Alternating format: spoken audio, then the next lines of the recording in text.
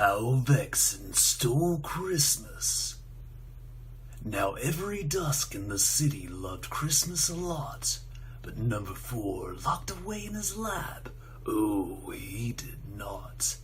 The Vex hated Christmas, the whole Christmas season, but please don't ask why. No one quite knew the reason. See, maybe his head wasn't screwed on just right, or maybe his cloak was a little too tight. But if you ask me, the best reason of all was just that his heart was 2 sizes too small. That doesn't make sense, He shivered and spat, turning to face me with a glare like a bat. How could my heart be 2 sizes too small? Quaint little fool, I haven't got one at all. I really didn't think he'd hear the narrator. Well, I guess I'll have to remember that later. Anyway, Vexen didn't like the winter bonanza. That's the main point of this whole little stanza. Look at them, he hissed through his teeth, watching the kids hang lights and a wreath. The Keyblade Master and my little pet. If only they knew what's planned for them yet. The ice and snow are not meant for play. They're my domain, and that's how they'll stay.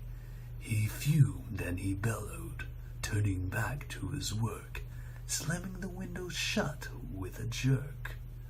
Oh, curse that Axel and his meddling ways, teaching the kids of the old holidays. They were better forgotten, they were better long gone. Stockings and candy and presents at dawn.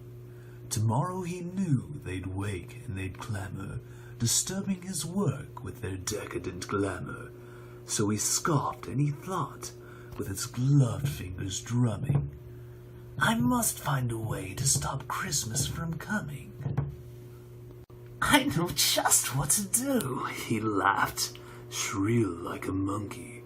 So he cloned up a suit and he made himself chunky. And he chuckled and clucked. What a magnificent trick!